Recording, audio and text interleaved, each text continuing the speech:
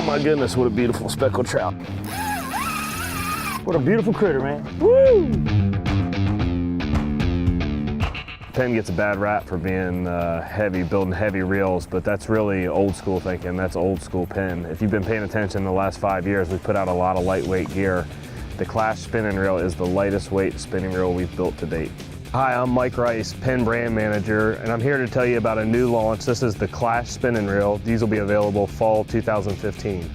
So we're going to offer a wide range of sizes in the Clash. We're going to go all the way down to a 2,000. We've got a 2,500, a 3,000, a 4,000, a 5,000. So think really super light braid, 10-pound braid, you know, catching speckled trout. God almighty, it's a good trout. And then we've got a 6,000 and 8,000. Think 80-pound braid, think catching tarpon, catching jacks. So full range of sizes there. The reels are divided into two groups. So the 2,000 through the 5,000 have a rigid resin rotor. And that rotor is a very high strength graphite rotor.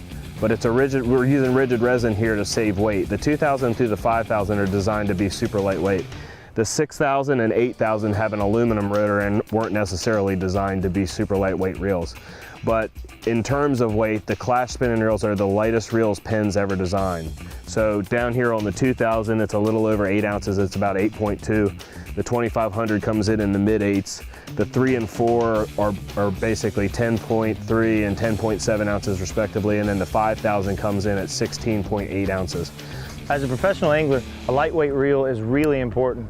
If you're going to cast 1,800 times a day, weight is a huge concept to us. You don't want to have a sore back at the end of the day.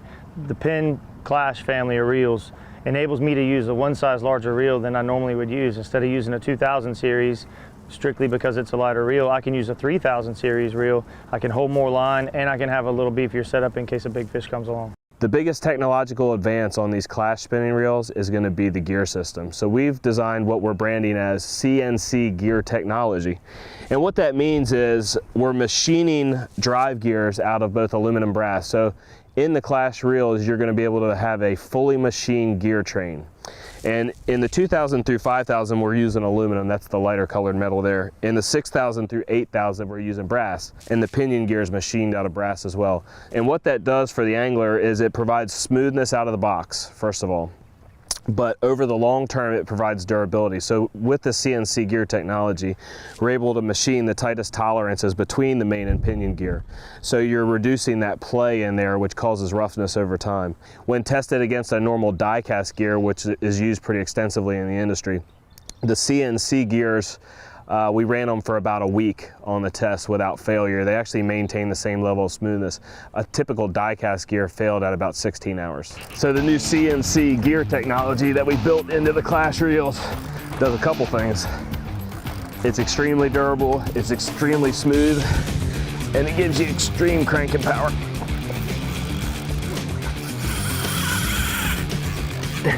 It means you're going to be able to put a lot of pressure on a fish, and you're going to have smooth drag and smooth gears the whole time. You're going to be able to get that fish to the boat as quick as you need to. And you're fishing wrecks or structure, and you're going to be able to get that fish to the boat instead of breaking that fish off. Golly. Another new feature you'll notice on the Clash spinning reels is what we're calling our level line oscillation. What that means is we have a slow oscillation, so the spool is oscillating up and down slower than a standard Penn spinning reel. When inshore fishing, casting distance is extremely important. Whether you got spooky fish, clear water, or you just want to outcast the guy in the boat next to you. Our new level line oscillation system has given us our best line lay yet, and what that means is extreme casting distance, fewer wind knots. Everything goes, doesn't it? Yes, it does.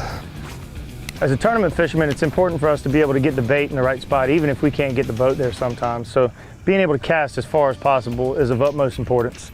The Clash family of reels paired with the right line, like this 10-pound spider wire, is a deadly combination. Man, it's hard to beat catching a speckled trout in South Carolina during spawning season on light tackle. Drag system on these reels is the next thing I want to talk about. So a very important part of the reel. We're using our standard HT100 washer, has been proven for a decade. We're actually sealing it from the top and the bottom. So we've got a seal under the drag knob here, and we've got a sealed bearing underneath the spool. So we're actually sealing it from the top and the bottom. Less salt water getting inside the drag system is always a good thing. Promotes longevity. This is what the drag system actually looks like. So we've got keyed HT100 washers. So you're getting plenty of drag out of a lightweight spinning reel. So if you're thinking about 10 to 15 pounds on the inshore reels, that's more than enough for the type of line that we would be fishing. Little Clash 2500, 10-pound spider wire and a 30-inch redfish. It doesn't get any better than that. And then a new feature on the Clash reels is really a part of the drag knob. So this spring is a wave spring and it's built into the drag knob. This is what compresses as you turn the drag knob. So on a standard reel, you use a coil spring, and what a coil spring does, which we'll show you in the chart, is that it kind of starts out linear and then it planes up at the very end of the drag curve, meaning that you basically can't use the last 30% of your drag. With a wave spring, you have a much more linear drag curve throughout the turning of the drag knob. So you're able to use the entire 15 pounds of drag on the reel. You're not giving up that last 5 because it's ramping up at the end. You know, the neat thing about this Clash is even when you crank the drag, the range, usually when you go max drag on a reel, it's not real smooth when you max it out. And the full range of drag on this Clash it's smooth from 2 pounds of drag all the way to the max drag on it, which is imperative. That's a good one, brother. Oh God, where you going, Bubba? He's off to the races. When you're pulling big fish out of marsh grass or hydrilla or even from under a dock, it's real important to have a super smooth drag with a really consistent range, and the HT100 drag on the Clash series of reels is just that. In the world of tournament red fishing, you're only as good as your equipment, and that's why I use a Penn Clash. Whenever we launch a new spinning reel these days, the question comes up, is it sealed? And the Clash is not sealed, to be clear. We have added a seal into a key location though. So we've added a clutch seal over here on top of the clutch pocket.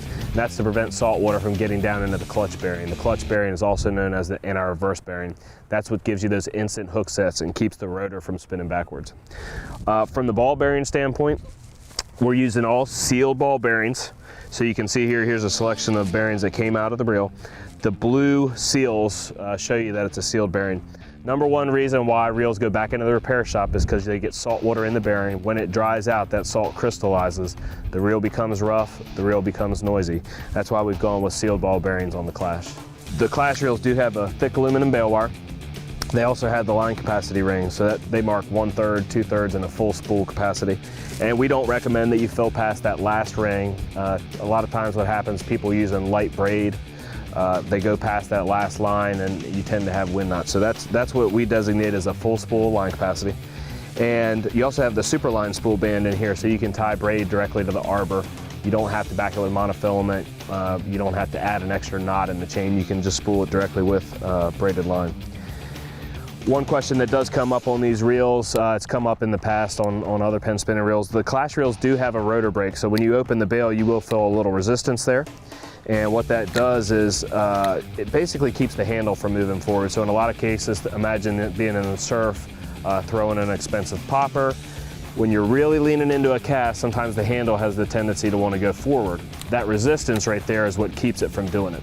That resistance keeps the bail from closing during the cast, so that's the rotor brake. Sometimes you feel it when you're in the shop and it feels a little iffy, but if you put it on a rod, you don't even notice it.